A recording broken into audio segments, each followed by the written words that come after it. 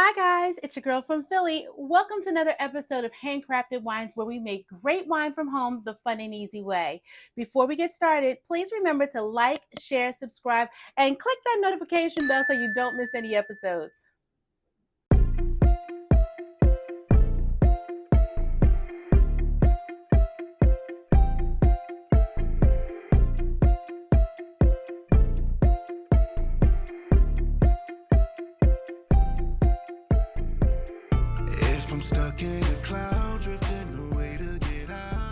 In today's episode, we're going to be making a brand new recipe, and that recipe is banana maple wine. Now, I know I've said in the past that I don't like using cooked fruits when I make wine, and I don't, but today is an exception. And the reason for the exception is I wanted to have more of a caramelized banana flavor. So I roasted 4 bananas in the oven for 1 hour at 375 degrees in their skin. And then this is what we got. If you notice, it's so gross looking. there's a lot of juice in here, but that juice has a lot of sugar and a lot of flavor. Now I'm going to start by measuring out our 3.5 pounds of maple syrup. So I'm going to be using more than 1 container. I'm going to quickly blitz this with Star San, even though it has been sanitized already. And then we're going to turn our scale on. I have it set to pounds and ounces. I'm going to take the whole top off.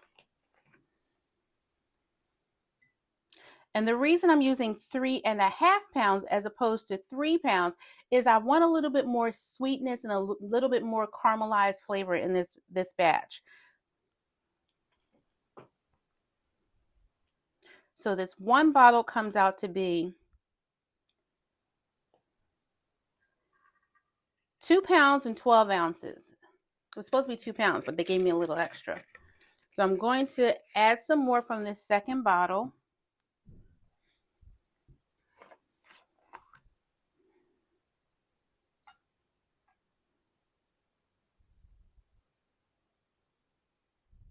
We're at 3 pounds, 4 ounces right now. Now we're at 3 pounds, 8 ounces, which is exactly where I want to be. Now, I already know the gravity reading is going to be pretty high with this batch, but it's intentional. I definitely want a wine that I don't have to back sweeten that ferments to sweet. Oh, let me put my scale over here. All right. And I'm going to dilute it with some water. Not much, because we're going to add our bananas, but it's not a lot of bananas since it's been cooked. And then just stir that to make sure that, maple syrup is pretty thin anyway, but I just want to make sure it's fully incorporated. I don't want any concentration of maple syrup at the bottom of my vessel. This smells so good.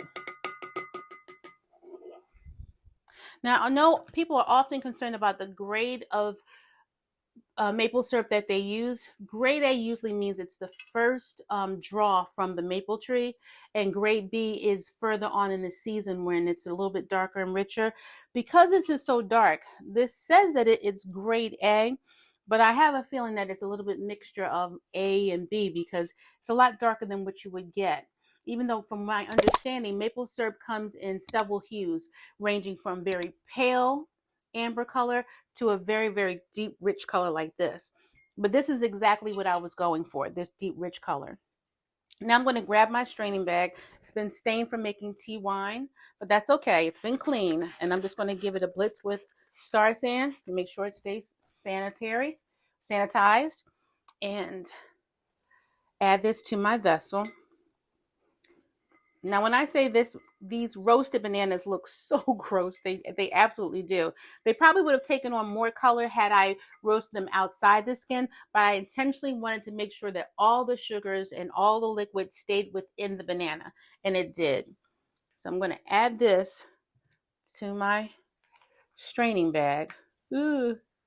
So it looks really bad, but I did taste it, and it does taste amazing. guess I could have weighed the bananas to find out how much it came out to be. But I mean, when you go to make wine with, you're not going to use half of a banana. So whatever 4 bananas come out to be for you, that's what you would use.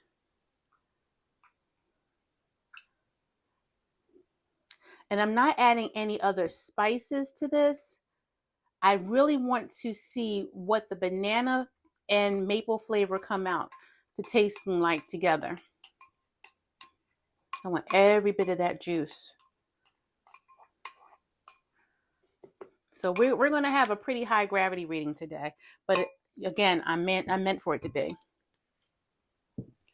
Okay, it didn't take up much space at all, and with our pectic enzyme, it's probably going to disintegrate to absolutely nothing in this bag.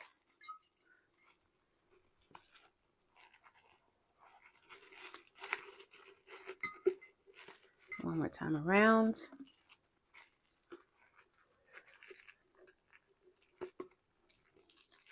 Even though I'm not really worried about if a little bit of the banana got free into the batch, I prefer to just keep things as clean as possible. Now we're going to add our acid blend.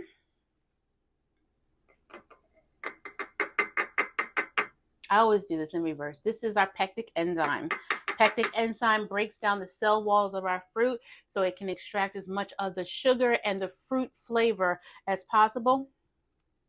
But of course, this is kind of broken down already. So we're going to get a lot of flavor out of this, I'm pretty sure. This is our acid blend. And for some reason, it's a little damp in here. I guess I have a really humid house because I don't think it's that humid outside right now. Okay, now I had to break up the dynamic duo, and it's not because I don't have yeast energizer in the house. I absolutely do. I was making 5-gallon batches the other day and have no idea where I put my yeast energizer. So I cooked down some Fleischmann's bread yeast. I boiled it down, and that's going to work as our yeast energizer today. I'm going to find it eventually. I have 1 pound bags of everything. And I don't know why that one thing I couldn't find, but yeah, that's how it goes sometimes. So we're going to add the yeast nutrient by itself. Remember, it's a half teaspoon of everything except the yeast nutrient. Yeast nutrient gets a full teaspoon. And I definitely want tannin in this. I want this to have a very rich, full-bodied flavor, kind of like a brandy, but not quite, a wine, but it has those intense flavors like a brandy would. That's what I'm going for. So I'm going to add a little bit of boiled water to our tannin. Stir this down. It's clumping up because that's what it does, but it smells oh so good.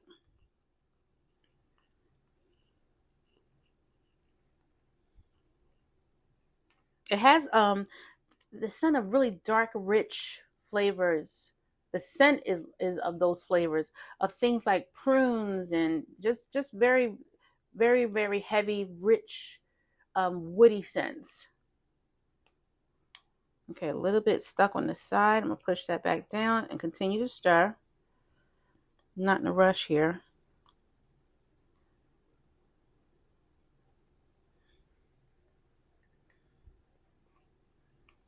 I can see now there's going to be a little stuck on the side, and I'm not going to worry too much about it. But I definitely want that tannin activity in this batch.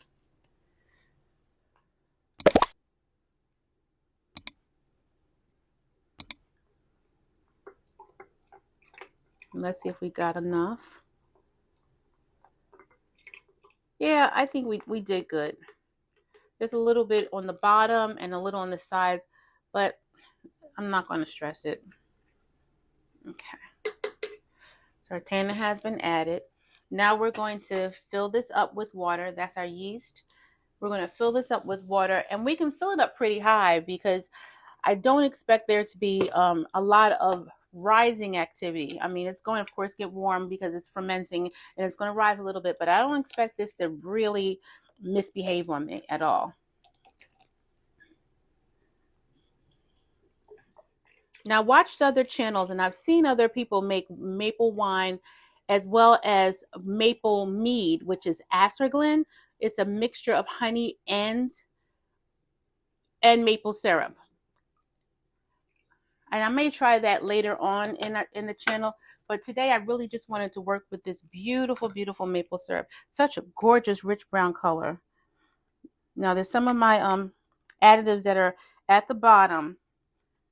It looks like our pectic enzyme is acting a little naughty. So I'm going to get that nice and mixed before we take our gravity reading.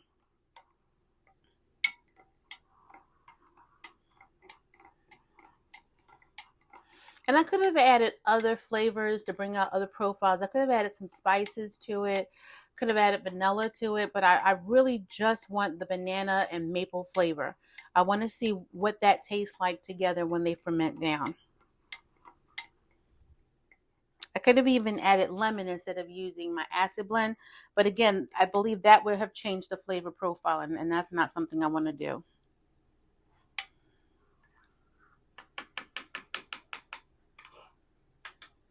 Okay, now we're going to get our gravity reading, and it's going to be what it's going to be. If anything, I might just have to add a little bit more water to the neck if it's extremely high, but I think we're going to be happy with whatever it is. Let me blitz this really quickly.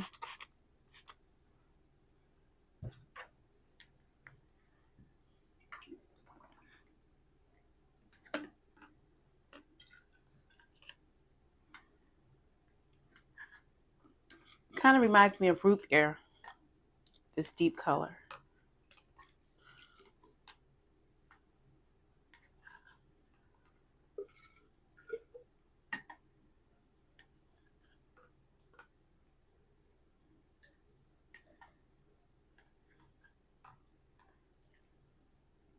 And it's interesting, I saw a version of this on every channel that I watch. But I haven't seen anybody do it with banana yet. So I guess this will be an experiment for all of us. So we're going to get our gravity reading.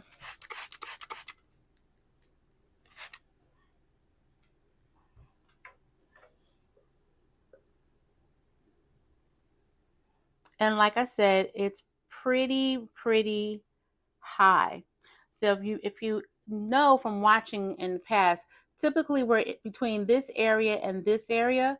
Down here is a high ABV wine. Down here is typically what you would go for when you are fermenting spirits. That's how strong you would want, because it would ferment all the way dry, and then of course you would be able to make spirits from that. But I'm not unhappy at all as to where it is. This is almost at the baseline of our blue section. So I'm going to check and see where that is. This may have been the highest ABV that we've ever made together.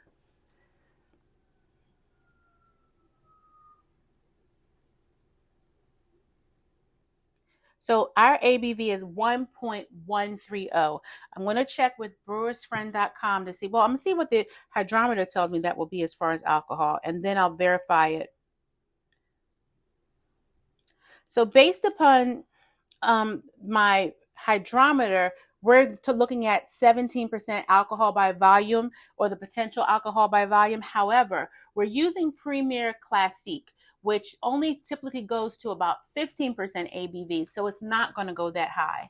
So let me take a look at Brewer's Friend and see what they say. Let me get that reading one more time. 1.130.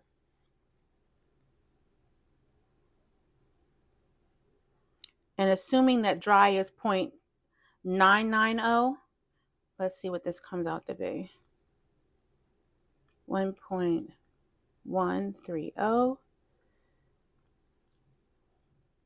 This tells me that it has potential alcohol by volume of 18.37%, which means we're going to have a lot of residual sugar in this. I won't have to back sweeten this batch, and I really would be extremely happy if I didn't. I'm not going to add any more water to this. I'm really happy with where we are. We're not too high where the yeast would have trouble getting started. I don't know if I mentioned it before, but if you have extremely high ABV readings, sometimes it's hard to get for the yeast to actually begin, they're not in a great environment. It's not balanced enough for them. It's way too much sugar, so it's too dense or it's too viscous. All right, we're going to add our Premier Classique to the batch. I just want to get a look at seeing how quickly it starts to move around. Now, you know, when we're looking at yeast, we're not looking at the actual yeast. We're looking at extrusions of yeast cake. So these little pellets that you see, there's millions of yeast inside of it. Yeast are microscopic, so we can't look at them, but we can get an idea of what they're doing based upon their activity. I'm gonna stir it a little. I want to give it a great chance at life.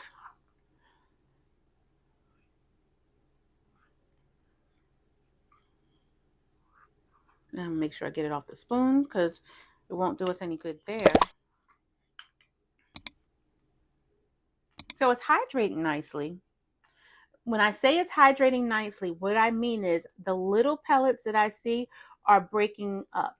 They're breaking away from the little tiny cake that they're in, which is really a good sign that, you have a balanced batch and that your yeast are going to be okay.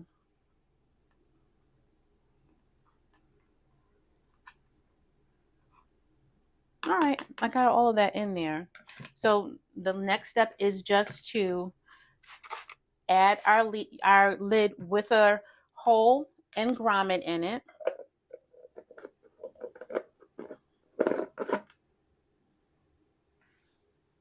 And our airlock. This is a brand new airlock. After a while, depending on what batches you make, your airlocks start to get little stains on them. So you might notice the base of it has a stain. As long as you're washing it properly, there's nothing wrong with it. It's not pretty, but winemaking isn't necessarily a pretty hobby.